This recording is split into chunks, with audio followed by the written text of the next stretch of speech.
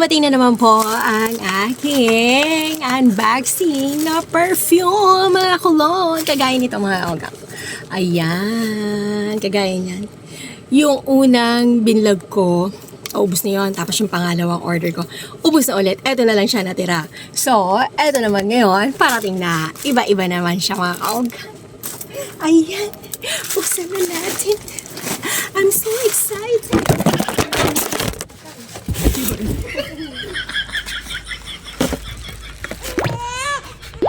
Luchi. Nahulog. Nahulog siya, guys. Ganyan na lang natin. Para safe yung ating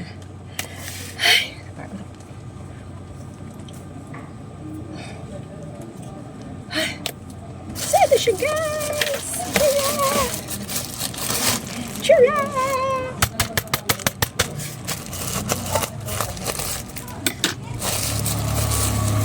Ayan. Ayan, Sweet Night. Meron po siyang flavor, Sweet Night. Ayan. Meron po siyang Sweet Night Almond Vanilla. Ayan, Almond Vanilla. Vanilla na Bellella. So, ito pala, pink chiffon. Sweet Night. Ayan. So, wala kasi siyang panlalaki, puro pang babae, guys. So, ito naman yung cucumber melon. Mabili po yan. Cucumber melon. So, smell good. So, 5 po yung in-order ko, guys. No? Diba po yan? So, ito pa. Well, there's more. Wow! Vanilla essence. Ayan, mukha siyang maganda. Sosyalin yung kanyang package. Ayan, ang ganda niya, guys. Mukha siyang mabango. At medyo mahal ito kaysa dito. Ayan, mahal yung pagkakabili ko dito. Kaya, tamang presyo lamang po. Ayan, vanilla. Tapos, meron pa siyang isa. Ayan. Squash coffee latte. Ayan. Ang amoy niya, coffee latte. No? May pagka-latte. Alam niyo naman po kung ano yung amoy ng coffee latte, di ba? Mabango din yon, yung aroma niya. So, ayan siya. Aha. Magkaiba pala siya ng brand. So, ito naman ay Vivi Love. No? Ito, ang brand niya is Sweet Night. Ayan, Sweet Night Vivi Love. So, magkaiba siya.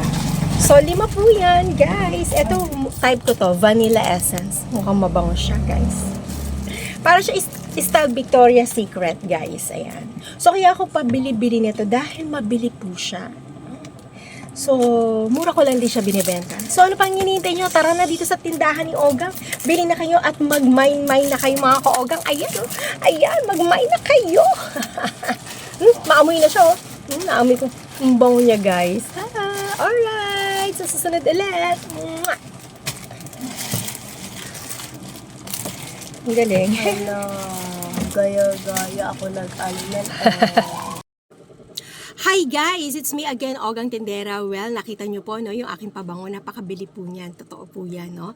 So, mahilig rin po kasi ako sa pabango. Kaya makikita nyo rin po sa tindahan ko, marami pong pabango. Dalawang klase po yung pabango ko. Meron po ako yung tigsa 160, which is 85 ml. Yun po yung long lasting po, no? Mura lang po yan para sa akin. Pero kung sa mall nyo po bibili niya, nasa 250 po yan. Yan po ay, ang tatak nyo po ay inspired, no? Inspired po yan. So, may mga iba't iba rin po siya na klase ng pabango, no?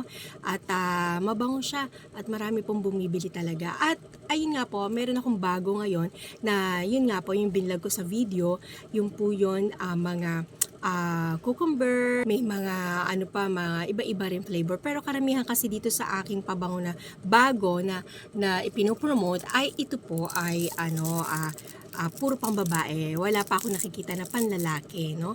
At beside, wala rin pong naghahanap na panlalaki ng mga gantong kulong, no? Ang gusto ng mga panlalaki, yung pong mga kagutulad ng inspired. Ito po yung mga Vivi Love at saka po yung mga Night Sweet or Sweet Night na tatak ay gusto ng mga pambabae po. Kasi po sa babae gusto natin lagi tayo mabango.